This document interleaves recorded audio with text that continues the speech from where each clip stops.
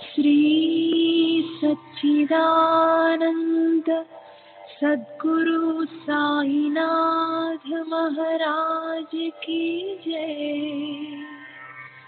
सद्गुरु श्री साईनाथुनि शरद बाबू जी की जय।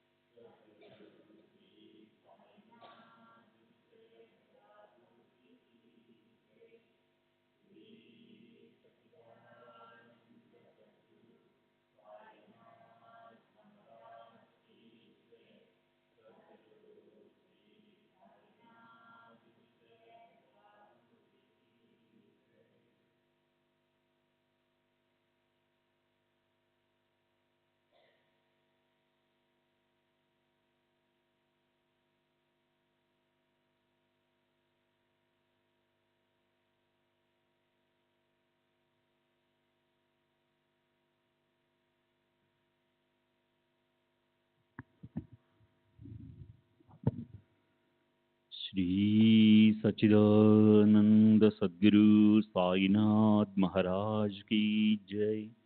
सद्गुरु श्री साईनाथ शरद बाबू जी की जय। శ్రీ సాయినాథాయ నమః. శ్రీ సాయి సచ్చరిత్రము 38వ అధ్యాయం, నిన్నటి తరువాయి.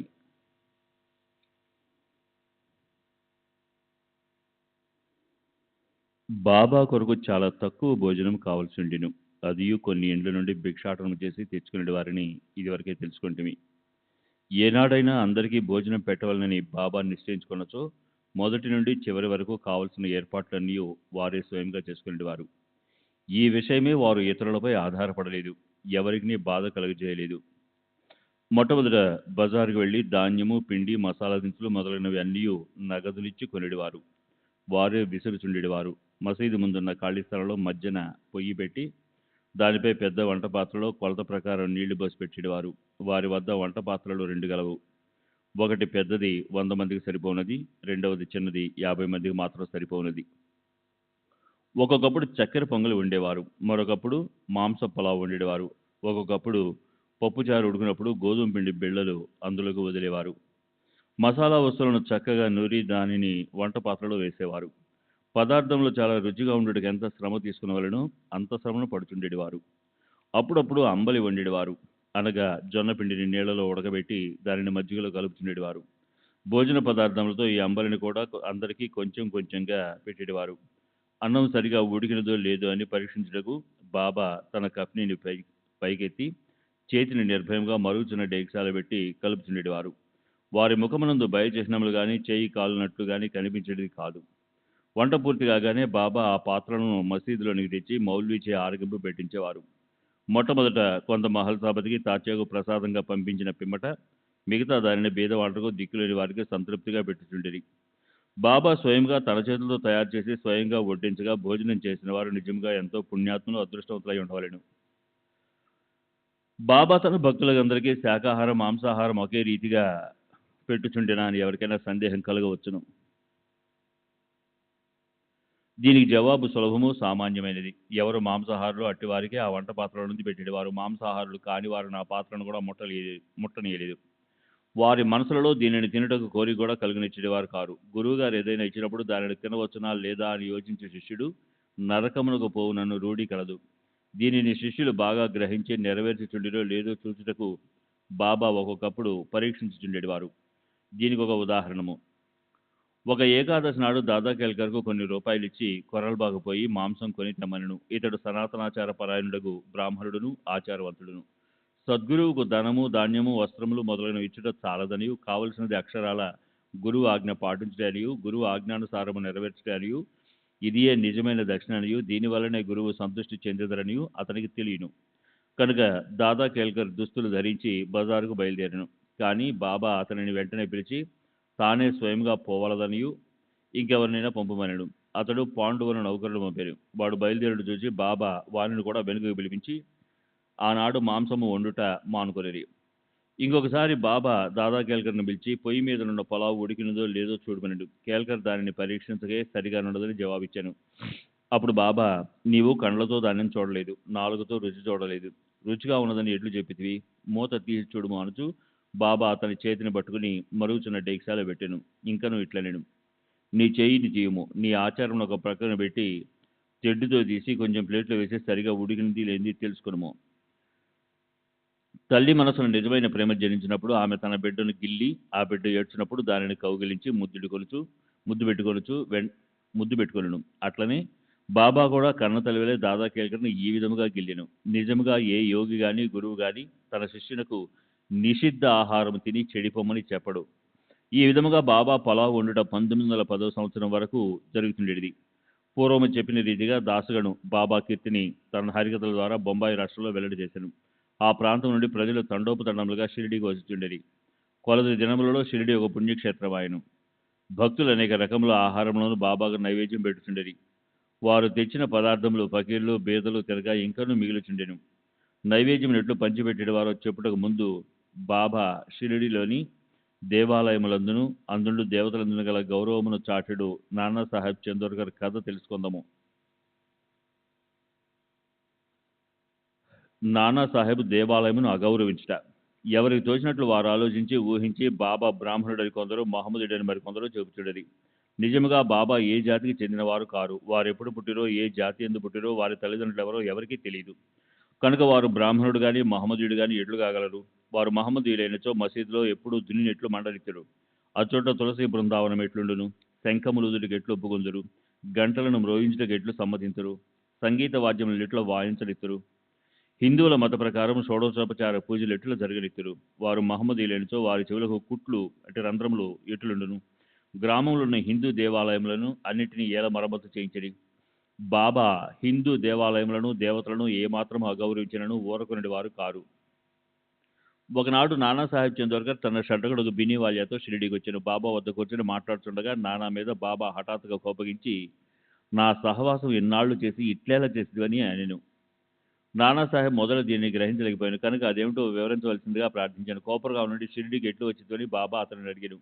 నానాసాహెబ్ వెంటనే తన తప్పును గ్రహించాను. సాధారణంగా షిరిడీకి పోయినప్పుడల్లా నానాసాహెబ్ కోపరంలో దిగి దత్త దర్శనం చేసుకునేవాడు. కానీ ఈసారి తన బంధువు దత్తభక్తుడు అయినప్పటికీ కూడా అతనిని కూడా వెళ్ళనీయక ఆలస్యం అయిపోవునని చెబుతూ తిన్నగా షిరిడీకి తెచ్చాను. ఇదంతా బాబాకు తెలియజేయచ్చు తాను గోదావరిలో స్నానం చేయనప్పుడు ఒక ముళ్ళు పాదంలో గుచ్చుకుని తనను చాలా బాధ పెట్టిందని చెప్పాను. బాబా అది కొంతవరకు ప్రాయశ్చిత్తమే అనుచు ఇక మీద జాగ్రత్త అని హెచ్చరించాను. కాల అంటే మిశ్రమము. ఇక నైవేద్యం ఎట్లు పంచిపెట్టేడు వారో చూసేదము. హారతి పిమ్మట భక్తులందరికీ ఊదితో తమ ఆశీర్వాదములు ఇచ్చి పంపివేసిన పిమ్మట బాబా మసీదులోనికి పోయి నింబారు వైపు వీపు పెట్టి కూర్చుంటుండేది. కుడివైపు ఎడమవైపు భక్తులు పంక్తులలో కూర్చుంటుండేది. నైవేద్యం తెచ్చిన భక్తులు పళ్ళెములను మసీదులో పెట్టి బాబా ఆశీర్వాదములకై ఊదికై కనిపెట్టుకుని బయట నిల్చుండేది. అన్ని రకముల ప్రసాదములు బాబాకు వచ్చుచుండేవి. పూరీలు, మండెగులు, బొబ్బట్లు, బాసుంది, సాంజా, పరమాన్నం మొదలైనవన్నీ ఒకే పాత్రలో వేసి బాబా ముందుంచువారు. బాబా దీనిని దైవములకు అర్పించి పావనమనర్చుచుండెను. అందులో కొంత భాగము బయట కనిపెట్టుకున్న వారికి పంచి తక్కినది బాబాకు అటు ఇటు 2 వరుసల్లో కూర్చుండిన భక్తులు సంతృప్తికరంగా తినిచుండిరి. శ్యామ, నానాసాహెబ్ నిమోన్కర్ వడ్డించువారు. వచ్చిన వారి సౌకర్యములు వీరు చూచువారు. వారు ఆ పని అతి జాగ్రత్తగాను ఇష్టముగాను చేయుచుండిరి. తిన్నటి ప్రక్రియను కూడా తృప్తియు సత్తుయు కలుగజేయుచుండెను. అది అట్టి రుచి, ప్రేమ, శక్తి కలిగిన ఆహారము. అది సదా శుభ్రమైనది, పవిత్రమైనది.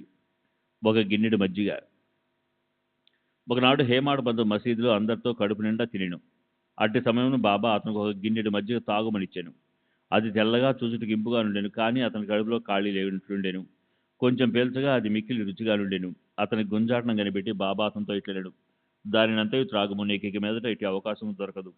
అతడు వెంటనే దానినంతయు త్రాగాను. బాబా పలుకులు సత్యమైన ఏలన త్వరలో బాబా సమాధి చెందిరి. పాఠకులారా, హేమాడ్ బంధుకు మనం నిజముగా నమస్కరించవలేను. అతడు గిన్నెడు మజ్జిగను ప్రసాదంగా త్రాగెను. కానీ మనకు కావలసినంత అమృతమును బాబా లీలల రూపంగా ఇచ్చారు. మనం ఈ అమృతమును గిన్నెలతో త్రాగి సంతృష్టి చెంది ఆనందించదముగాక. 38వ అధ్యాయం సంపూర్ణం. సద్గురు శ్రీ సాయినాథార్పణమస్తు. శుభం భవతు. శ్రీ సచ్చిదానంద సద్గురు సాయినాథ్ మహారాజ్ की जय. सद्गुरु श्री साईनाथ शरद बाबू जी की जय.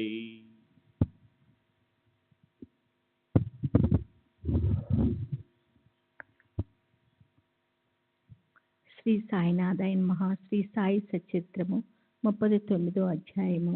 ప్రస్తావన. భగవద్గీత శ్లోకమునకు బాబా చెప్పిన అర్థము, సమాధి మందిర నిర్మాణము. ఈ అధ్యాయంలో భగవద్గీత ఎందుగల ఒక శ్లోకమునకు బాబా చెప్పిన అర్థం ఉన్నది. కొందరు బాబాకు సంస్కృతం తెలియదనియు అది నానాసాహెబ్ చందోర్కర్ చెప్పిందనియు అనుడిచే హేమడ్ పంతు 50వ అధ్యాయంలో ఈ సంగతిని విశదీకరించెను. రెండవ అధ్యాయంలోనూ ఒక విషయం ఉండుడిచే రెండును ఇందులో పొందుపరచటమైనది. ప్రస్తావన.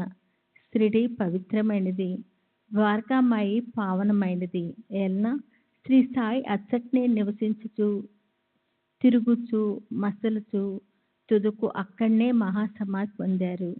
షిరిడి గ్రామ ప్రజలు ధన్యులు. వారి సర్వకార్యములను బాబా నెరవేర్చుచుండెను. బాబా వారి కొరకే చాలా దూరం నుండి అచ్చటకు వచ్చెను. మొదట షిరిడి చాలా చిన్న గ్రామము. సాయిబాబా అచ్చట నివసించొచ్చే దానికి గొప్ప ప్రాముఖ్యం వచ్చెను. తుదకది పవిత్రమైన యాత్రా స్థలమైను. అచ్చట యందు స్త్రీలు కూడా ధన్యులు. బాబా యందు వారి భక్తి నిస్సంశయంగా పరిపూర్ణమైనది. బాబా మహిమను వారు స్నానం చేయనప్పుడు, విసిరినప్పుడు, రుబ్బునప్పుడు, ధాన్యం దంచినప్పుడు, తదితర గృహకృత్యములందు చేయనప్పుడు పాడుచుండెడి వారు. వారి భక్తి ప్రేమలు పావనమైను.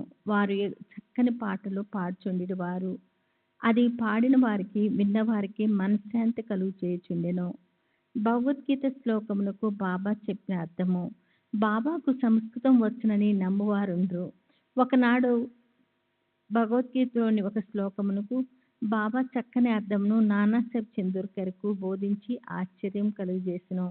ఈ విషయం గురించి బివి దేవ్ గారు శ్రీ సాయి లీలా సంపటి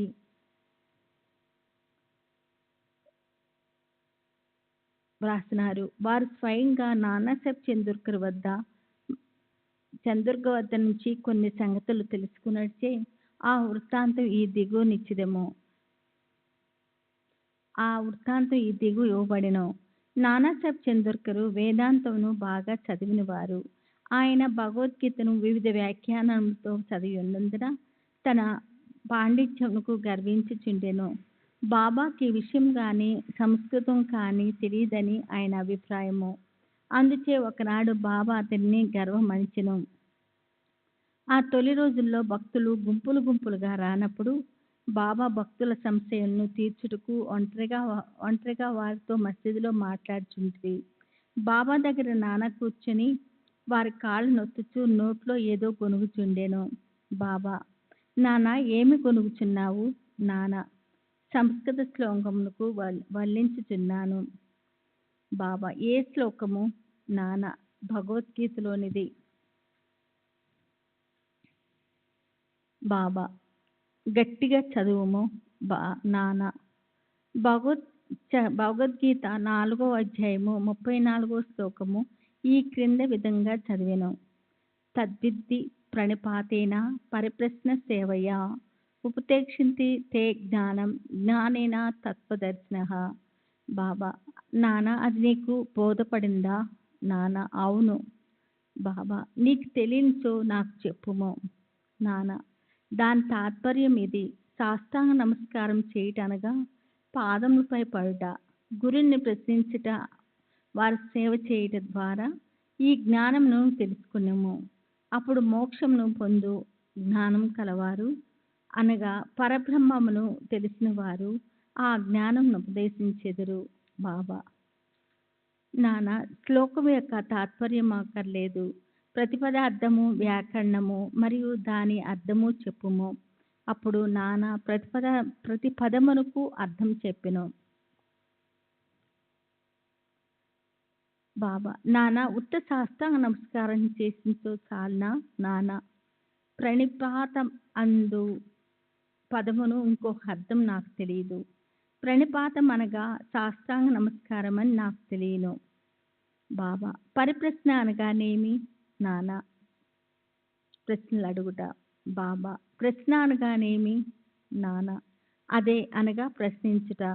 బాబా, పరిప్రశ్న అన్నను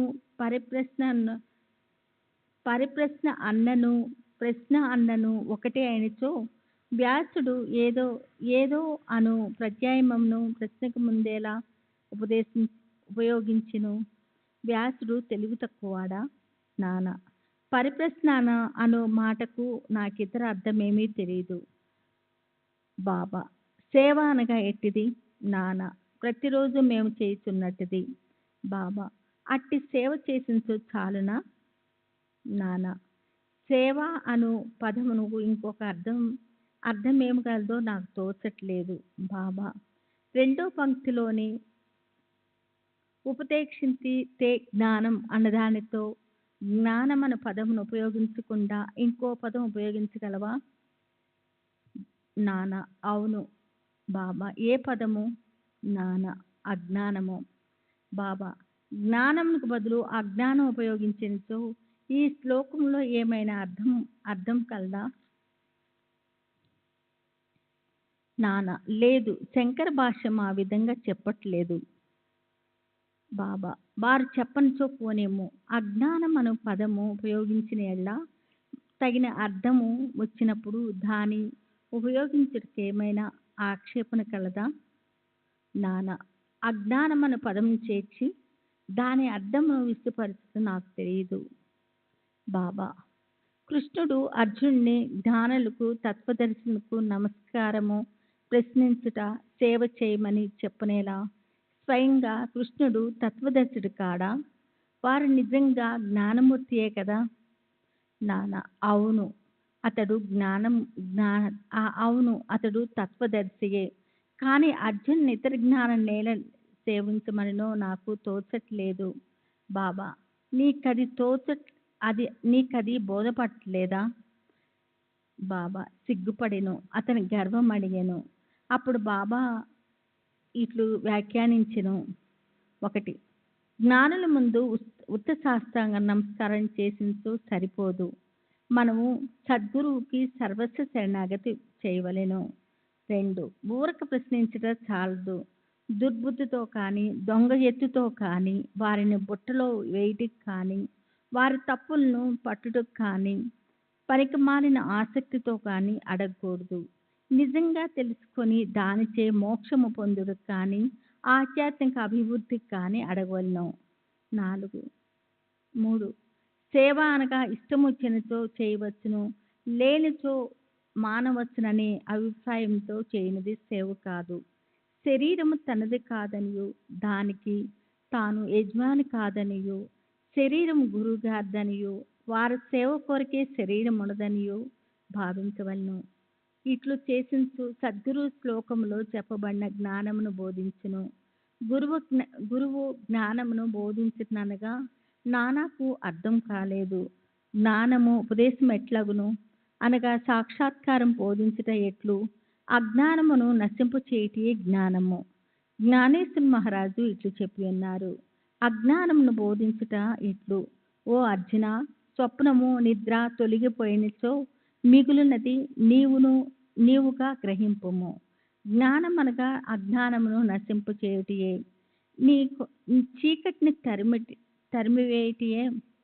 చీకటిని తరుముటయే వెలుతురు. ద్వైతమును నశింపు చేయుటయే అద్వైతము.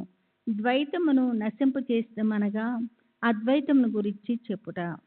చీకటిని నశింపు చేసినమనచో వెలుతురును గురించి చెప్పుట. అద్వైతమును పొందవలనచో ద్వైతమను భావమును మనలో నుంచి తీసివేయవలను. అదియే అద్వైతమును పొందు జ్ఞానము. ద్వైతంలోనే ఉండి అద్వైతమును గురించి మాట్లాడగలవారెవరు? ఎవరైనా ఎట్లా చేసించో నా స్థితిలోనికి వారు రానిదే వారికి అది ఎట్లు తెలియను? దానిని ఎట్లు పొందెదరు? శిష్యుడు గురువు వలె జ్ఞానమూర్తియే. వీరిద్దరికీ భేదమేమనగా గ్రహించు తీరు. గొప్ప సాక్షాత్కారము, ఆశ్చర్యకరమైన మానవాతీత సత్వము, మహాశక్తిత్వము మరియు ఐశ్వర్య యోగము. సద్గురువు నిర్గుణుడు, సచ్చిదానందుడు. వారు మానవాకారమును అవతరించుట జగత్తును మానవాళిని ఉద్ధరించుటకు మాత్రమే. దానివలన వారి అసలైన నిర్గుణ స్వరూపము కొంచెం కూడా వికారం చెందదు.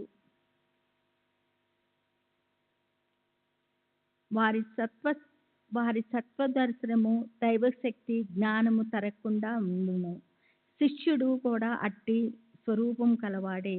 కానీ అతని అనేక జన్మల అజ్ఞానము తానే శుద్ధ చైతన్యమను సంగతిని కప్పివేయును. అతడు నేను సామాన్య నికృష్ట జీవుడును అనుకొనును. గురువు ఈ అజ్ఞానమును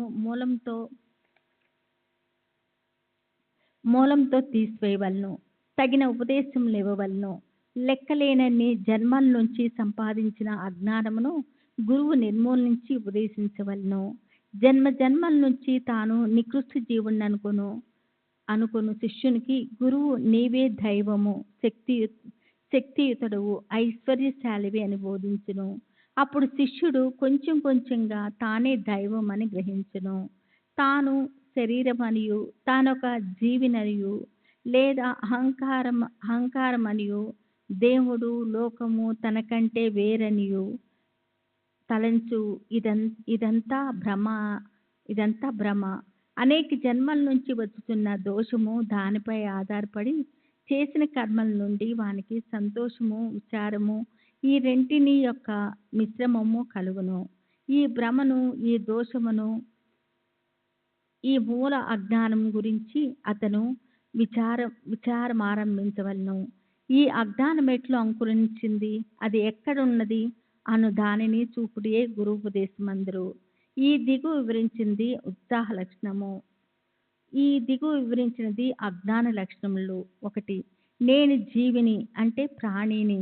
2. శరీరము ఆత్మ, నేను శరీరమును. 3. భగవంతుడు, ప్రపంచము, జీవుడు వేరువేరు. 4. నేను దేవుణ్ణి కాను. 5. శరీరము ఆత్మ కాదని తెలుసుకొనుచుండము. 6. దేవుడు, జీవుడు, ప్రపంచము ఒకటే అని తెలియకుండుట. ఈ తప్పులన్నీ చూపించందే శిష్యుడు శిష్యుడు దేవుడనగా ప్రపంచమనగా శరీరం అనగానేమో తెలియజాలదు. వానితో వానికి ఎట్టి సంబంధం కలదో, ఒకటి ఇంకోటి కంటే వేరైందా లేక రెండూ ఒకటేనా అను సంగతి గ్రహించవలెను. ఈ సంగతులను బోధించుటకు వారి అజ్ఞానము నశింపచేయుటకు చెప్పినది జ్ఞానమా అజ్ఞానమా? జ్ఞానమూర్తి అయిన జీవునకు జ్ఞానోపదేశం చేయుటే. ఉపదేశమన్నది వాని తప్పును వానికి చూపి వాని అజ్ఞానం నశింపు చేయుట కొరకే. బాబా ఇంకను ఇట్లనెను, ప్రణిపాతమనగా సర్వస్వ శరణాగతి చేయుట. ప్రణిపాతమనగా శరణాగతి చేయుట. శరణాగతి అనగా తాను శరీరము, మన మన మన మనస్సు, ధనమును, ఐశ్వర్యము అర్పించుట. శ్రీకృష్ణుడు అర్జునుడిని ఇతర జ్ఞానులను ఆశ్రయింపమనేలా సద్భక్తుడు సర్వము వాస్తవమయంగా భావించును. భక్తుడు ఏ గురువునైనా శ్రీకృష్ణునిగానే భావించును. గురువు శిష్యుణ్ణి వాసుదేవుడుగాను, శ్రీకృష్ణుడు ఇద్దరిని తన ప్రాణము ఆత్మలుగాను భావించును. అటువంటి భక్తులు గురువులు కలరని శ్రీకృష్ణుడు తెలిసి ఉండొచ్చే వారిని గురించి అర్జునునికి చెప్పెను. అట్టి వారి గొప్పతనం హెచ్చి అందరికీ తెలియవలననియే శ్రీకృష్ణుడు పేర్కొనెను. శ్రీ సచ్చిదానంద సద్గురు సాయినాథ్ మహారాజ్ की जय. सद्गुरु श्री साईनाथ निसरत बाबू जी की जय. श्री सच्चिदानंद सद्गुरु साईनाथ महाराज की जय. सद्गुरु श्री साईनाथ निसरत बाबू जी की जय. సమాధి మందిర నిర్మాణం. బాబా తాను నిశ్చయించుకొనిన పనుల గూర్చి ఎప్పుడునూ మాట్లాడువారు కారు, ఏమీ సందడి చేయువారు కారు. సందర్భాలను వాతావరణంను మిక్కిలి యుక్తిగా నేర్పరచి తప్పనిసరి పరిస్థితులు కలిగించుచుండువారు. అందుకు సమాధి మందిర నిర్మాణం ఒక ఉదాహరణ. నాగపూర్ కోటీశ్వరుడు శ్రీమాన్ బాబూ సాహెబ్ బూటీ షిరిడీలో సకుటుంబంగా నుండివాడు. అతనికి అచట సొంత భవనం ఉండినా బాగుండునని ఆలోచన కలిగెను. కొన్నాళ్ళ పిదప దీక్షిత్ వాడలో నిద్రించుచుండగా అతనికి ఒక దృశ్యము కనిపించెను. బాబా స్వప్నంలో అగుపడి ఒక వాడాను మందిరంతో సహా నిర్మించమనెను. అచట నిద్రించుచున్న శ్యామకు కూడా అట్టి దృశ్యము కనిపించెను. బాబూ సాహెబ్ లేచి శ్యామ ఏడ్చుచుండుట చూచి కారణమడిగెను. శ్యామ ఇట్లు చెప్పెను, బాబా నా దగ్గరకు వచ్చి ఒక మందిరంతో సహా వాడాను నిర్మింపుము, నేను అందరి కోరికలను నెరవేర్చెదను అనెను. బాబా ప్రేమ మధురమైన పలుకులు విని భావావేశమైన మైమర్చితిని. నా గొంతుక అర్చుకుని పోయిను, నా కండ్ల నుండి నీరు కారుచుండెను. నేను ఏడ్చుట మొదలెడితిని. వారిద్దరి దివ్య స్వప్నములు ఒకటే అయినందులకు బాబూ సాహెబ్ బూటీ విస్మయ చెందెను. ధనవంతుడవుట చేతనైన వాడవుట చేతను అచటొక వాడాను నిర్మించుటకు నిశ్చయించుకొని మాధవరావు సహాయంతో ఒక ప్లాన్ గీసెను. కాకాసాహెబ్ దీక్షిత్ దానిని ఆమోదించెను. దానిని బాబా ముందర పెట్టగా బాబా కూడా వెంటనే ఆమోదించెను. కట్టుటకు ప్రారంభించిరి. శ్యామ పర్యవేక్షణ చేయించుచుండెను. భూమి పరిగృహము, భూగృహము, బావి పూర్తయిను. బాబా కూడా లెండికి పోవునప్పుడు తిరిగి వచ్చినప్పుడు కొన్ని మార్పులను సూచించుచు సలహాలను ఇచ్చిచుండెను. మిగిలిన పనంతయు బాబూ సాహెబ్ జోగును చూడమనిది. అది నిర్మించినప్పుడు బాబూ సాహెబ్ బూటీకి ఒక ఆలోచన కలిగెను. చుట్టూ గదులుండి దాని మధ్యన ఒక విశాలమైన హాల్లో మురళీధరుణ్ణి, శ్రీకృష్ణుణ్ణి ప్రతిమను ప్రతిష్ఠ చేయవలనని తట్టెను. బాబాకి సంగతి తెలియజేసి వారి అభిప్రాయమును కనుగొనవలనని శ్యామకు చెప్పెను. వాడ పక్క నుంచి బాబా పోవుచుండగా వారిని శ్యామ ఈ విషయము అడుగగా బాబా అందులకు సమ్మతించి దేవాలయము పూర్తి కాగానే నేనే అచట నివసించుటకు వచ్చేదను అని వాడ వైపు చూచుచు వాడ పూర్తయిన పిమ్మట మనమే దానిని ఉపయోగించుకొనవలెను. మనమందరము అచట నుందుము, అందరూ కలిసి మెలిసి ఆడుకుందుము, ఒకరినొకరు కౌగిలించుకొని సంతోషంగా నుండవచ్చును అనెను. దేవస్థాన మధ్య మందిరము కట్టుటకది తగిన శుభ సమయం అని శ్యామ అడుగగా బాబా సమ్మతించుటచే శ్యామ కొబ్బరికాయ తెచ్చి పగలగొట్టి దానిని ప్రారంభించెను. కొద్ది కాలంలో పని పూర్తయిను. మురళీధర్ విగ్రహము తయారు చేయుటకు ఆజ్ఞాపించిరి. అది తయారు కాకమునుపే కొత్త సంగతి జరిగెను. బాబాకు తీవ్రమైన జ్వరం వచ్చెను. వారు కాయమును ఉడ్చుటకు సిద్ధంగా నుండిరి. బాబు సాహెబ్ మిక్కిలి విచారగ్రస్తుడాయను, నిరాశపడెను.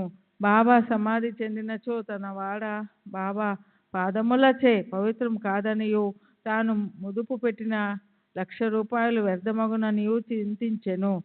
కానీ బాబా సమాధి చెందక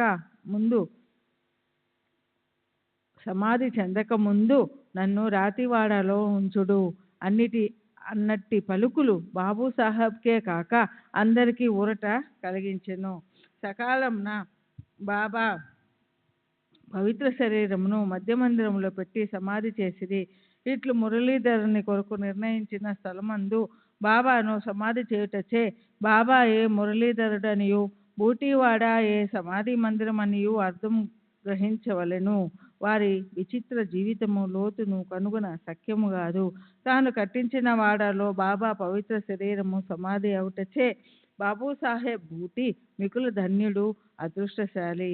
39వ అధ్యాయం సంపూర్ణం. సద్గురు శ్రీ సాయినాథార్పణమస్తు. శుభం భవతు. శ్రీ సాయినాథాయ నమః. శ్రీ సాయి సచ్చరిత్రము 40వ అధ్యాయము. ప్రస్తావన. దేవగారింట ఉద్యాపన వ్రతము. హేమాడు పంతు ఇంటికి ఫోటో రూపంలో వెళ్ళుట. ఈ అధ్యాయంలో 2 కథలు చెప్పుదును. ఒకటి, దహన్లో బీవీ దేవగారింటికి వారి తల్లి ఆచరించిన ఉద్యాపన వ్రతమునకు బాబా వెళ్ళుట. 2, బాంద్రాలోని హేమాడు పంతు ఇంటికి హోలీ పండుగ నాడు భోజనముకు పోవుట. ప్రస్తావన. శ్రీ సాయి సమర్థులు, పావన మూర్తి తన భక్తులకు ఇహపర విషయములందు తగిన సలహాల నిచ్చి జీవిత పరమావధిని పొందునట్లు చేసి వారిని సంతోషపెట్టును. సాయి తన హస్తములను భక్తుల తలపై పెట్టి తమ శక్తులను వారి లోనికి పంపించి భేదభావమును నశింపజేసి అప్రాప్యమును ప్రాప్తింపచేయును. వారు తమ భక్తుల ఎడ భేదము లేక తమకు నమస్కరించిన వారిని ఆదరంతో హక్కున చేర్చుకునేటి వారు. వర్షాకాలంలో నదులు కలియు సముద్రం వలె బాబా భక్తులతో కలిసి తమ శక్తిని స్థాయిని శిష్యులకు ఇచ్చును. దీనిని బట్టి ఎవరైతే భగవద్భక్తుల లీలలను పాడిదరో వారు భగవంతుని లీలలను పాడిన వారి కంటే గాని అంతకంటే ఎక్కువ గాని దేవుని ప్రేమకు పాత్రులగుదురని తెలియవలను. ఇక ఈ అధ్యాయంలోని కథల వైపు మరలుదము. దేవగారింట ఉద్యాప వ్రతము. దహన్లో బీవీ దేవగారు మమతాదారుగా నుండెను. వారి తల్లి 25-30 నోములను నోచెను. వాని ఉద్యాపన చేయవలసి ఉండెను. ఈ కార్యంలో 100-200 మంది బ్రాహ్మణులకు భోజనం పెట్టవలసి ఉండెను. ఈ శుభకార్యమునకు ముహూర్తము నిశ్చయమైను. దేవగారు బాబు సాహెబ్ జోగు గారికి ఒక లేఖ వ్రాసిరి. అందులో బాబా ఈ శుభకార్యమునకు దయచేయవలననియు వారు రాకున్నచో అసంతృప్తికరముగా నుండుననియు వ్రాసెను. జోగు ఆ ఉత్తరమును చదివి బాబాకు వినిపించెను. మనఃపూర్వకమైన విజ్ఞాపనమును విని బాబా ఇట్లనియే, సరే, గుర్తుంచుకుని వారిని నేను మరువను. నాకు బండి గాని, టాంగా గాని, రైలు గాని, విమానం గాని అవసరం లేదు. నన్ను ప్రేమతో పిలుచువారి యొద్దకు నేను పరిగెత్తుకుపోయి ప్రత్యక్షమాయెదను. అతనికి సంతోషమైన జవాబు వ్రాయము. నీవు, నేను, ఇంకొకరు సంతర్పణకు వచ్చేదనమని వ్రాయము. జోగు బాబా చెప్పినది దేవుకు వ్రాసెను. దేవుగారు ఎంతో సంతసించిరి. కానీ బాబా రహతారు ఈ నీమ్గాము దాటి ప్రత్యక్షంగా ఎక్కడికి పోరని ఆయనకు తెలియను. బాబాకు అవశ్యమైనదేమీ లేదు. వారు సర్వంతర్యామి అవుటచే హఠాత్తుగా ఏ రూపమునైనా వచ్చి తమ వాగ్దానమును పాలించవచ్చుననుకొనెను. ఉద్యాపనకు కొద్ది రోజుల ముందుగా బెంగాలీ దుస్తులు ధరించిన సన్యాసి ఒకడు గో సంరక్షణకై సేవ చేయించు దహను స్టేషన్ మాస్టర్ వద్దకు చందాలు వసూలు చేయు నిమిషతో వచ్చెను. స్టేషన్ మాస్టారు సన్యాసిని ఊరిలోనికి పోయి మమతాదారుని కలుసుకొని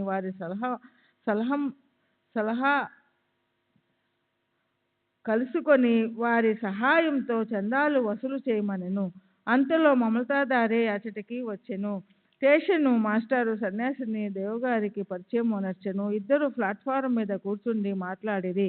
దేవు ఊరిలో ఏదో మరొక చందా పట్టి రావు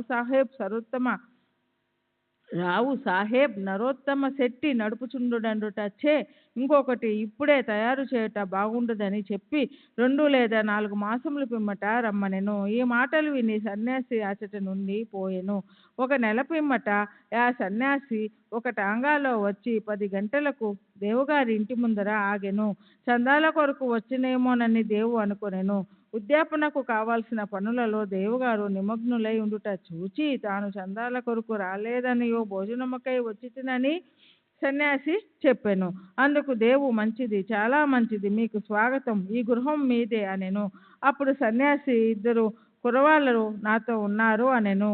దేవు మంచిది, వారితో కూడా రండు అనెను. ఇంకా 2 గంటల కాలపరిమితి ఉండుటచే వారి కొరకు ఎచ్చటికి పంపవలెనని అడిగెను. సన్యాసి ఎవరిని పంపనవసరం లేదని తామే స్వయంగా వచ్చేదమనియు చెప్పెను. సరిగా 12 గంటలకు రమ్మని దేవు చెప్పెను. సరిగా 12 గంటలకు ముగ్గురు వచ్చి సంతర్పణలో భోజనం చేసిన పిమ్మట వెడలిపోయిరి. ఉద్యాపన పూర్తి కాగానే దేవుగారు బాబు సాహెబ్ జోగుకు ఉత్తరంను వ్రాసెను. అందులో బాబా తన మాట తప్పినని వ్రాసెను. జోగు ఉత్తరం తీసుకొని బాబా వద్దకు పోయెను. దానిని తెరవక మునుపే బాబా ఇట్లనెను, వాగ్దానం చేసి దగా చేసి తిని అనుచున్నాడు. ఇద్దరితో కూడా నేను సంతర్పణకు హాజరైతిని, కానీ నన్ను పోల్చుకొనలేకపోయినని వ్రాయము. అట్టివాడు నన్ను పిలువనేలా? సన్యాసి చందాల కొరకు వచ్చినని అనుకొనెను. అతని సంశయంను తొలగించుటకై మరిద్దరితో వచ్చిదనంటిని. ముగ్గురు సరిగా భోజనం వేళకు వచ్చి ఆరగించలేదా? నా మాట నిలబెట్టుకొనుటకు ప్రాణములనైనా విడిచెదెను. నా మాటలను నేనెప్పుడు పొల్లు చేయను. ఈ జవాబు జోగు హృదయంలో ఆనందము కలుగజేసెను. బాబా సమాధానం అంతే దేవుగారికి వ్రాసెను. దానిని చదువుగానే దేవుకు ఆనంద బాష్పములు దొరలెను. అనవసరంగా బాబాను నిందించినందులకు పశ్చాత్తాపపడెను. సన్యాసి మొదటి రాకచే తానెట్లు మోసపోయెనో, సన్యాసి చందాలకు వచ్చుట, మరి ఇద్దరితో కలిసి భోజనంకు వచ్చేదన్న మాటలు తాను గ్రహింపలేక మోసపోవుట మొదలైనవి అతనికి ఆశ్చర్యం కలుగజేసెను. భక్తులు పూర్ణముగా సద్గురువును శరణు వేడినచో వారు తమ భక్తుల ఇళ్లలో శుభకార్యములను సవ్యముగా నెరవేరునట్లు చూచెదరు అనున్నది ఈ కథ వల్ల స్పష్టమవుతున్నది. శ్రీ సచ్చిదానంద సద్గురు సాయినాథ్ మహారాజ్ की जय. सद्गुरु श्री సాయినాథ్ శరత్ బాబూజీకి జై. హేమాత్ పంత్ ఇంటికి ఫోటో రూపంలో వెళ్ళుట. ఇక బాబా తన ఫోటో రూపమున సాక్షాత్కరించి భక్తుని కోరిక నెరవేర్చిన మరొక కథను చెప్పెదము. 1917వ సంవత్సరము హోళీ పండుగ నాడు వేకువజామున హేమాత్ పంత్కు ఒక దృశ్యము కనిపించెను. చక్కని దుస్తులు ధరించిన సన్యాసి వల్ల బాబా కనిపించి నిద్ర నుండి లేపి ఆనాడు భోజనమునకు వారింటికి వచ్చేదనని చెప్పాను. ఇట్లు తనను నిద్ర నుండి లేపినది కూడా కలలోని భాగమే. నిజముగా లేచి చూచేసరికి సన్యాసి గాని బాబా గాని కనిపించలేదు. స్వప్నమును బాగుగా గుర్తుకు తెచ్చుకొనగా సన్యాసి చెప్పిన ప్రతి మాట జ్ఞాపకమునకు వచ్చెను. బాబా గారి సహవాసము 7 సంవత్సరముల నుండి ఉన్నప్పటికీ, బాబా ధ్యానము నెల్లప్పుడూ చేయుచున్నప్పటికీ బాబా తన ఇంటికి వచ్చి భోజనము చేయునని అతడు అనుకొనలేదు. బాబా మాటలకు మిగుల సంతసించి తన భార్య వద్దకు పోయి, ఒక సన్యాసి భోజనమునకు వచ్చునుగాక, కొంచెము బియ్యము ఎక్కువ పోయవలనని చెప్పెను. అది హోలీ పండుగ దినము. వచ్చువారు ఎవరిని, ఎక్కడ నుంచి వచ్చుచున్నారని ఆమె అడిగెను. ఆమెని అనవసరముగా పెడదారి పట్టించక, ఆమె ఇంకొక విధముగా భావింపకుండునట్లు జరిగినది జరిగినట్లుగా చెప్పనించి తాను గాంచిన స్వప్నమును తెలియజేసెను.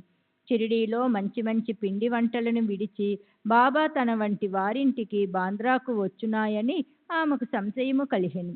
అందులకు హేమాత్ పంతు, బాబా స్వయముగా రాకపోవచ్చు, కానీ ఎవరినైనా పంపవచ్చును కనుక కొంచెం బియ్యము ఎక్కువ పోసినచో నష్టము లేదనెను. మధ్యాహ్న భోజనమునకై ప్రయత్నములన్నీ చేసిరి. మిట్ట మధ్యాహ్నమునకు సర్వము సిద్ధమయ్యెను. హోలీ పూజ ముగిసెను. బిస్తళ్ళు వేసిరి, ముగ్గులు పెట్టిరి. భోజనమునకు 2 పంక్తులు తీర్చిరి. రెండింటి మధ్యన ఒక పీట బాబా కొరకు అమర్చిరి. గృహములోని వారందరూ, కొడుకులు, మనములు, కుమార్తెలు, అల్లుండ్రు మొదలగు వారందరూ వచ్చి వారి వారి స్థలములను అలంకరించిరి. వండిన పదార్థములు వడ్డించిరి. అందరూ అతిథి కొరకు కనిపెట్టుకుని ఉండిరి. 12 గంటలు దాటినప్పటికీ ఎవరూ రాలేదు. తలుపు వేసి గొండ్లము పెట్టిరి. అన్నశుద్ధి అయ్యెను, అనగా నెయ్యి వడ్డించిరి. భోజనము ప్రారంభించుటకు ఇది ఒక గుర్తు. అగ్నిహోత్రునకు, శ్రీకృష్ణునకు నైవేద్యము సమర్పించిరి. అందరూ భోజనము ప్రారంభింపపోవుచుండగా మేడమెట్లపై చప్పుడు వినిపించెను. హేమాత్ పంత్ వెంటనే పోయి తలుపు తీయగా 2 మనుష్యులు అచట నుండిరి. ఒకరు అలీ మొహమ్మద్, వేరొకరు మౌలానా ఇస్ము ముజావర్.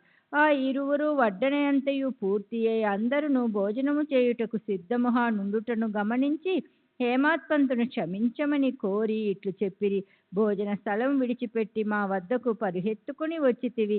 తక్కిన వారు నీ కొరకు చూచుచున్నారు. కావున ఇదిగో నీ వస్తువును నీవు తీసుకొనుము. ఆ తరువాత తీరుబడిగా వృత్తాంతమంతయు తెలిపెదము. అట్లనుచు తమ చంకలో నుంచి ఒక పాత వార్తాపత్రికలో కట్టిన పటమును విప్పి టేబుల్ పైన పెట్టిరి. హేమాత్ పంతు కాగితము విప్పు చూసేసరికి అందులో పెద్దది చక్కని సాయిబాబా పటము ఉండెను. అతడు మిగులు ఆశ్చర్యపడెను. అతడు మనసు కరిహెను, కండ్ల నుండి నీరు కారెను, శరీరము గగుర్బాటు చెందెను. అతడు వంగి పటములోనున్న బాబా పాదములకు నమస్కరించెను. బాబా ఈ విధముగా తన లీలచే ఆశీర్వదించనని అనుకొనెను. గొప్ప ఆసక్తితో నీకు ఆ పటము ఎట్లు వచ్చినని అలీ మహమ్మదును అడిగెను.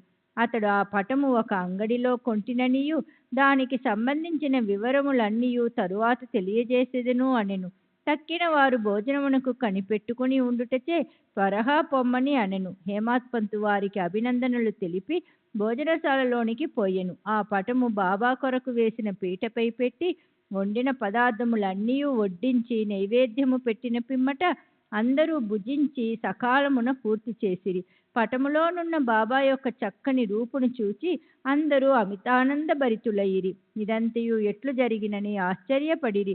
ఈ విధముగా బాబా హేమాత్ పంతుకు స్వప్నములో చెప్పిన మాటలను నెరవేర్చి తన వాగ్దానమును పాలించుకొనెను. ఆ ఫోటో వివరములు అనగా అది అలీ మహమ్మదుకు ఎట్లు దొరికెను, అతడు ఎందుకు తెచ్చెను, దానిని హేమాత్ పంతుకు ఎందుకు ఇచ్చెను అనునవి వచ్చే అధ్యాయంలో చెప్పుకుందుము. 40వ అధ్యాయం సంపూర్ణము. సద్గురు శ్రీ సాయినాథార్పణమస్తు. శుభం భవతు. శ్రీ సచ్చిదానంద సద్గురు సాయినాథ్ మహారాజ్ కీ జై. సద్గురు శ్రీ సాయినాథుని శరత్ బాబూజీ కీ జై. శ్రీ సచ్చిదానంద సద్గురు సాయినాథ్ మహారాజ్ కీ జై. సద్గురు శ్రీ సాయినాథుని శరత్ బాబూజీ కీ జై. శ్రీ సాయినాథాయ నమః. శ్రీ సాయి సచ్చరిత్రము 41వ అధ్యాయము. చిత్రపటం యొక్క వృత్తాంతము. గుడ్డ పేలికలను దొంగిలించుట. జ్ఞానేశ్వరు చదువుట. చిత్రపటం యొక్క వృత్తాంతము. గత అధ్యాయములో చెప్పిన ప్రకారం ఈ అధ్యాయములో చిత్రపటం యొక్క వృత్తాంతమును చెప్పెదము. గత అధ్యాయములోని విషయము జరిగిన 9 సంవత్సరాలకు ఆలీ మహమ్మద్ హేమండ్ పంతు కలిసి ఈ దిగువ కథ అతనికి చెప్పాను. ఒకనాడు బొంబాయి వీధులలో పోవునప్పుడు వీధిలో తిరిగి అమ్మువాని వద్ద ఆలీ మహమ్మద్ సాయిబాబా పటమును కొనెను. దానికి చట్రం కట్టించి తన బాంద్రా ఇంటిలో గోడకు వేలాడదీసెను. అతడు బాబాను ప్రేమించుటచే ప్రతిరోజు చిత్రపటం దర్శనము చేయుచుండెను.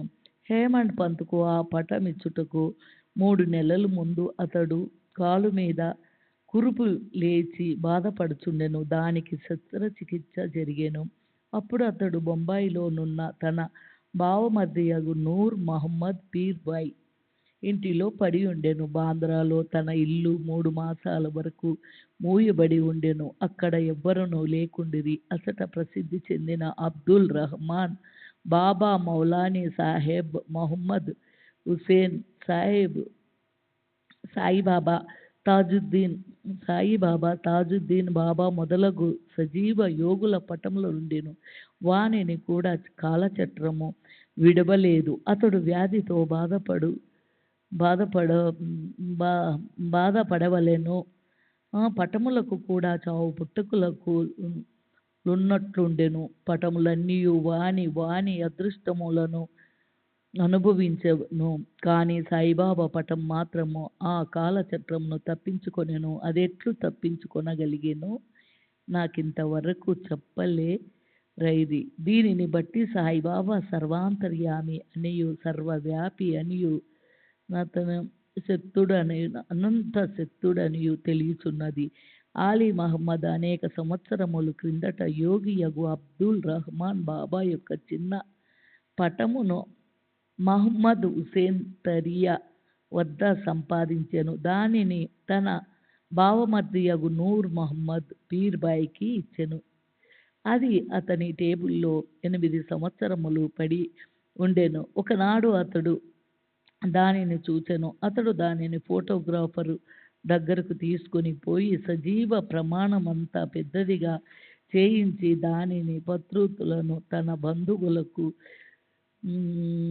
స్నేహితులకు పంచిపెట్టెను. అందులో ఒకటి ఆలీ మహమ్మద్కి ఇచ్చెను. దానిని అతడు తన బాంద్రా ఇంటిలో పెట్టెను. నూర్ మహమ్మద్ అబ్దుల్ రహమాన్ గారి శిష్యుడు గురువు నిండు దర్బారులో ఉండగా అతడు గురువు గారి దానిని కానుకొనిచ్చుటకు పోగా వారు మిక్కిలి కోపించి కొట్టబోయే నూర్ మహమ్మద్ అతడి నుండి తరిమివేసిరి. అతడు మిగుల విచారపడి చికాకు పొందెను. తన ద్రవ్యమంతయు నష్టపడుటయే కాక గురువుగారి కోపమునకు అసంతృష్టికి కారణమాయెను గదా అని చింతించెను. విగ్రహారాధన గురువుగారికి ఇష్టము లేకుండెను.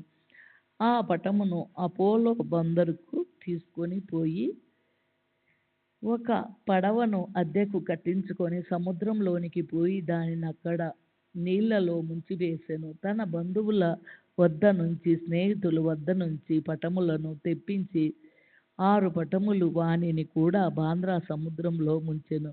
ఆ సమయమున ఆలీ మహమ్మద్ తన బావమరిది ఇంటిలో నుండెను. యోగుల పటములను సముద్రంలో పడవేసినచో తన వ్యాధి కుదురుననియు బావమరిది చెప్పెను. అది విని ఆలీ మహమ్మద్ తన మేనేజర్ను బాంద్రా ఇంటికి పంపి అక్కడున్న పటములన్నిటినీ సముద్రములో వేయించెను. శ్రీ సచ్చిదానంద సద్గురు సాయినాథ్ మహారాజుకి జై. సద్గురు శ్రీ సాయినాథుని శరత్ బాబూజీకి జై. श्री सच्चिदानंद सद्गुरु साईनाथ महाराज की जय. सद्गुरु श्री సాయినాథుని శరత్ బాబూజీకి జై. 2 నెలల పిమ్మట ఆలీ మహమ్మద్ తన ఇంటికి తిరిగి రాగా బాబా పటము ఎప్పటి వలె గోడ మీద నుండుట గమనించి ఆశ్చర్యపడెను.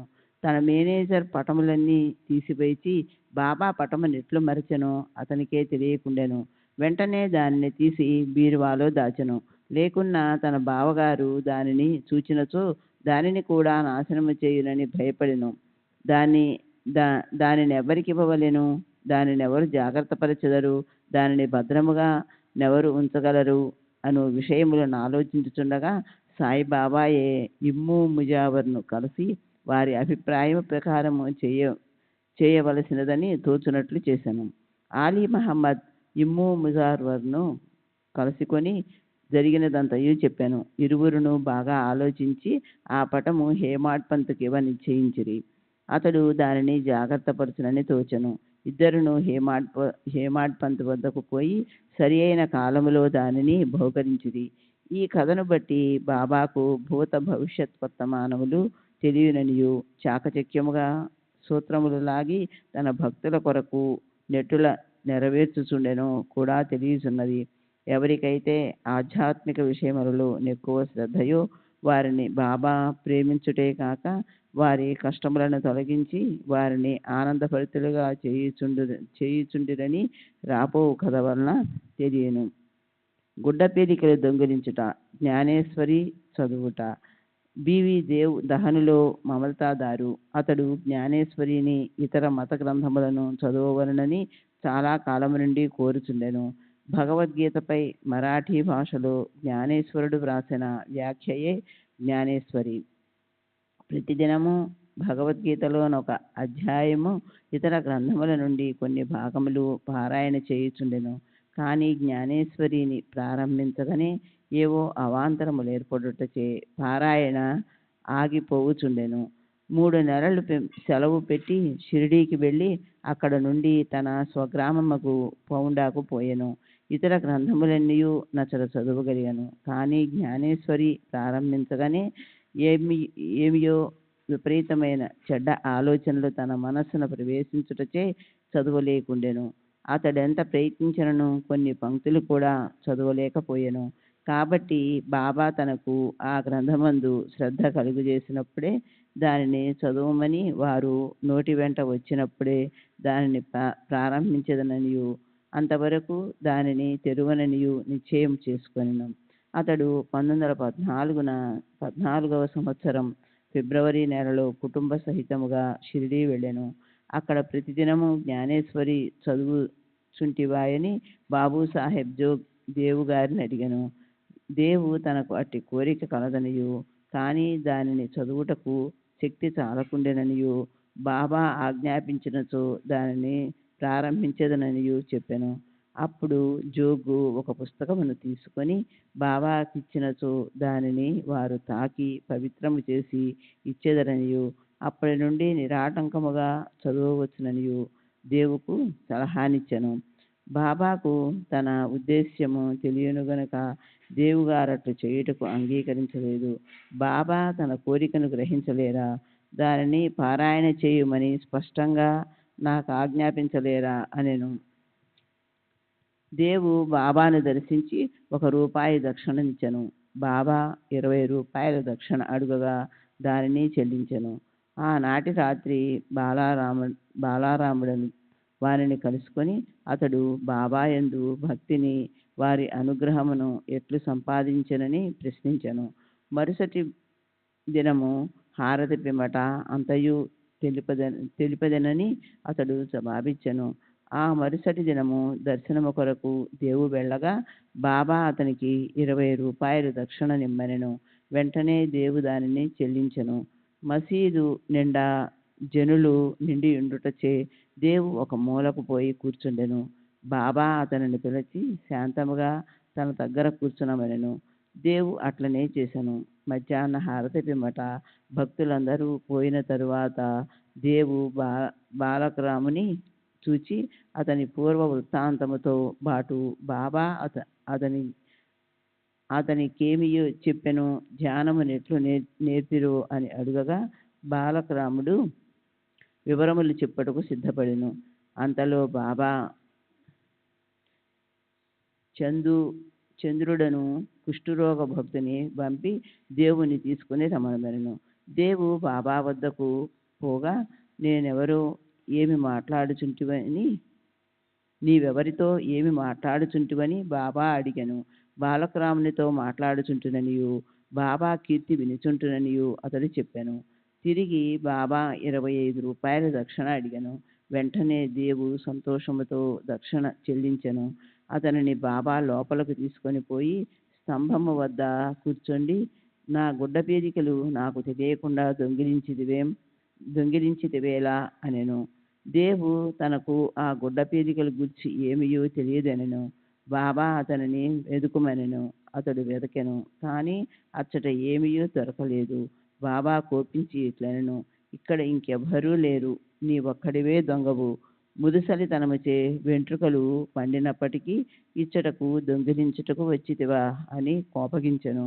బాబా మతి చెడిన వాని వలె తిట్టి కోపించి చివాట్లు పెట్టెను. దేవు నిశ్శబ్దముగా కూర్చుండెను. దేవు తాను సటకా దెబ్బలు కూడా తిరునేమో అనుకొనెను. 1 గంట తర్వాత బాబా అతనిని వాడాకు వెళ్ళమనెను. దేవు అచ్చటికేగి జరిగినదంతయు జోగును బాలక్రామునకు తెలియజేసెను. సాయంకాలం అందరినీ రమ్మని బాబా కబురు పంపెను. ముఖ్యముగా దేవుని రమ్మనమనెను. నా మాటలు వృద్ధుని బాధించి ఉండవచ్చును, కానీ అతడు దొంగిలించుటచే నేనట్లు పలుకవలసి వచ్చినని బాబా నుడిబెడెను. తిరిగి బాబా 12 రూపాయల దక్షిణ అడిగెను. దేవు దానిని వసూలు చేసి చెల్లించి సాష్టాంగ నమస్కారము చేసెను. బాబా ఇట్లనెను, ప్రతిరోజు జ్ఞానేశ్వరిని చదువుము, పోయి వాడాలో కూర్చుండుము. ప్రతినిత్యము కొంచెమైనను క్రమము తప్పక చదువుము. చదువునప్పుడు దగ్గరున్న వారికి శ్రద్ధాభక్తులతో బోధపరిచి చెప్పుము. నేను నీకు జల్తారు సెల్లానిచ్చుటకు ఇచ్చట కూర్చొని ఉన్నాను. ఇతరుల వద్దకు పోయి దొంగిలించేది వేళ నీకు దొంగతనమునకు అలవాటు పడవలనని ఉన్నదా? బాబా మాటలు విని దేవు సంతోషించెను. బాబా తనకు జ్ఞానేశ్వరి ప్రారంభించమని ఆజ్ఞాపించిననియు తనకు కావలసినదేదో అది దొరికిననియు అప్పటి నుండి తాను సులభముగా చదవగలననియు అనుకొనెను. తిరిగి బాబా పాదములకు సాష్టాంగ నమస్కారం అర్చను. శ్రీ సచ్చిదానంద సద్గురు సాయినాథ్ మహారాజ్ కీ జై. సద్గురు శ్రీ సాయినాథ్ ముని శరద్ బాబూజీ కీ జై. శ్రీ సచ్చిదానంద సద్గురు సాయినాథ్ మహారాజ్ కీ జై. సద్గురు శ్రీ సాయినాథుని శరద్ బాబూజీ కీ జై. బాబా మాటలు విని దేవు సంతసించెను. బాబా తనను జ్ఞానేశ్వరి ప్రారంభించమని ఆజ్ఞాపించెను. తనకు కావలసినదేదో అది దొరికినదనను. అప్పటి నుండి తాను సులభముగా చదవగలననియు అనుకొనెను. తిరిగి బాబా పాదములకు సాష్టాంగ నమస్కారం అనర్చను. తాను శరణు వేడును కనుక తనను బిడ్డగా వించి జ్ఞానేశ్వరి చదువుటలో తోడ్పడవలసినదని బాబాని వేడుకొనెను. పీలికలు దొంగిలించుట అనగానేమో దేవు అప్పుడు గ్రహించెను. బాలరాముని ప్రశ్నించుటయే గుడ్డె పేలికలు దొంగిలించుట. బాబా కట్టి వైఖరి ఇష్టం లేదు. ఏ ప్రశ్నకైనా సమాధానం ఇచ్చుటకు తామే సిద్ధంగా ఉండిరి. ఇతరులను అడుగుటకు బాబా ఇష్టం లేదు. అందుచే అతనిని భావించి చికాకు పెట్టను. అదీను కాక ఇతరులను అడగకుండా బాబానే సర్వము అడిగి తెలుసుకొనవలెను. ఇతరులను ప్రశ్నించుట నిష్ప్రయోజనమని చెప్పాను. దేవు ఆ తిట్లను ఆశీర్వాదంగా భావించి సంతుష్టితో ఇంటికి పోయెను. ఆ సంగతి ఇంతటితో సమాప్తి కాలేదు. బాబా చదువుమని ఆజ్ఞాపించి ఊరుకొనలేదు. 1 సంవత్సరం లోపుగా బాబా దేవు వద్దకు వెళ్ళి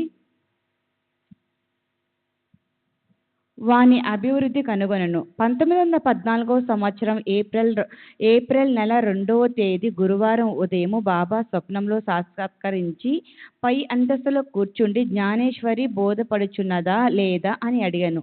లేదు అని జవాబు చెప్పాను. బాబా, ఇంకా ఎప్పుడు తెలుసుకునేదవు? దేవు కండ్ల తడిపెట్టుకొని, నీ కృప వర్షించినదే పారాయణము చికాకుగా ఉన్నది, బోధపడుట చాలా కష్టముగా ఉన్నది. నేను దీనిని నిశ్చయముగా చెప్పుతున్నాను అనెను. బాబా, చదువునప్పుడు నీవు తొందరపడుచున్నావు. నా ముందర చదువుము, నా పక్షమున చదువుము. దేవు, ఏమి చదవవలను? బాబా, ఆధ్యాత్మికము చదువు. పుస్తకము తీసుకొని వచ్చుటకు దేవు వెళ్ళెను. ఇంతలో మెలకువ వచ్చి కళ్ళు తెరిచెను. ఈ దృశ్యమును చూచిన పిమ్మట దేవికెంత ఆనందము సంతోషము కలిగెనో చదువరలే గ్రహించుదురు కాక. 41వ అధ్యాయం సంపూర్ణం. సద్గురు శ్రీ సాయినాథార్పణమస్తు. శుభం భవతు. सच्चिदानंद सद्गुरु साईनाथ महाराज की जय। सद्गुरु श्री साईनाथुनि शरद बाबू जी की जय।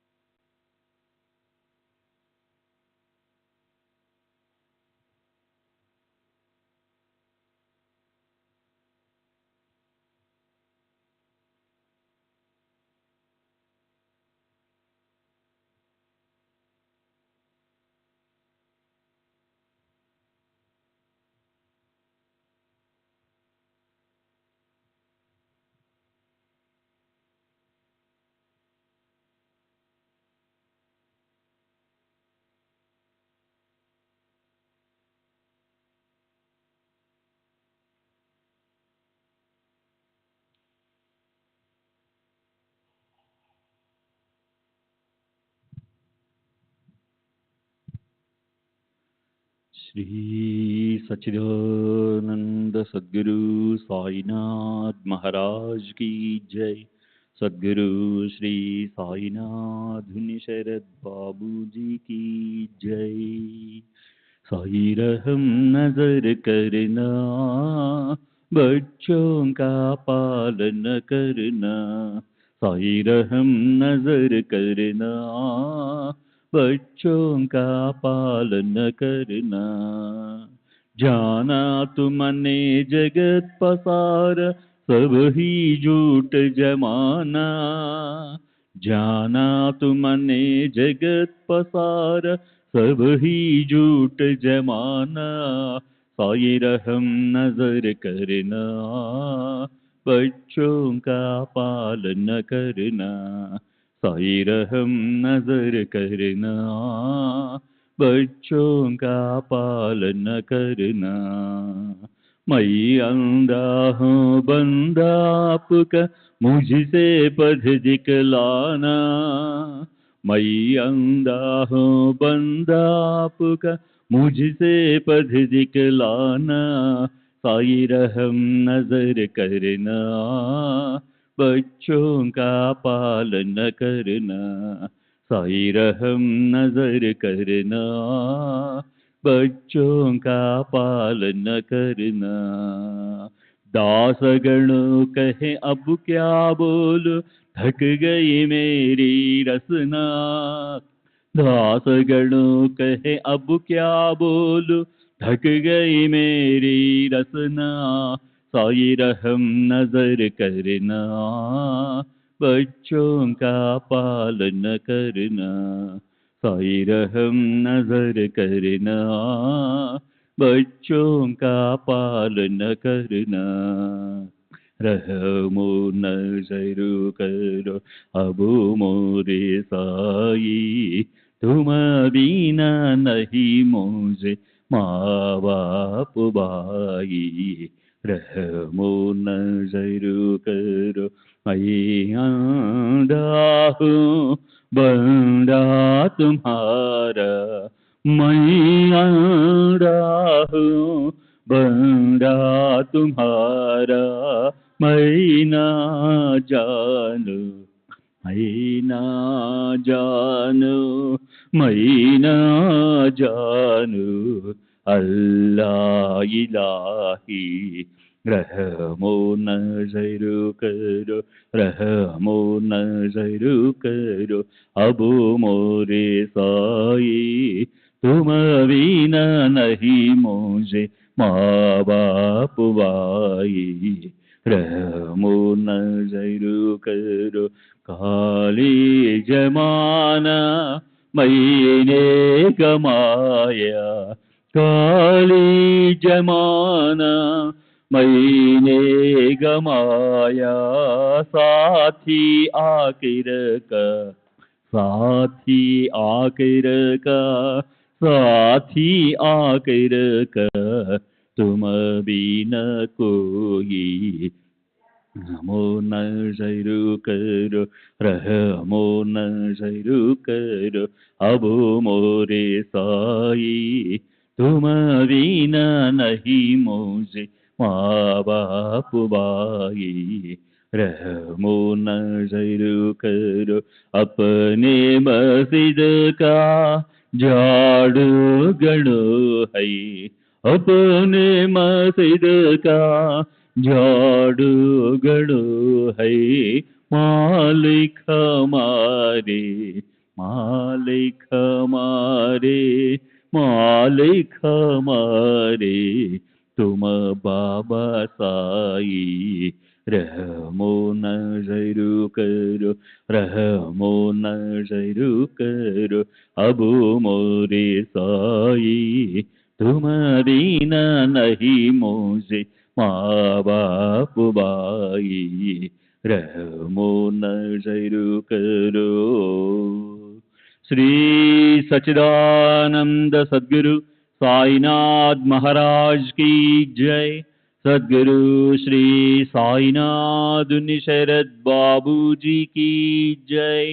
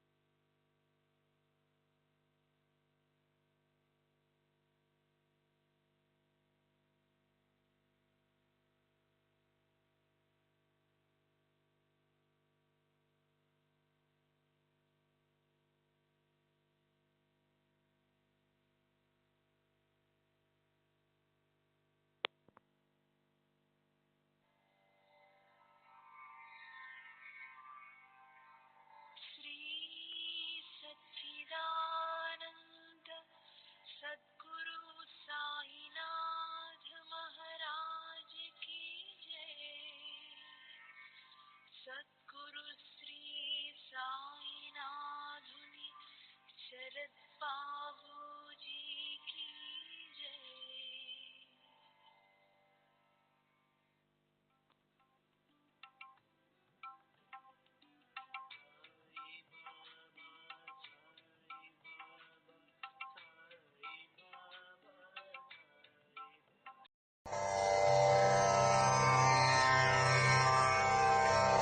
श्री सच्चिदानंद सद्गुरु साईनाथ महाराज की जय।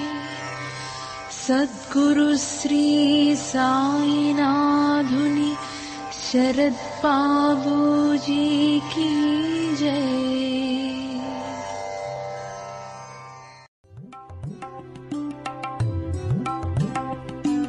साई बाबा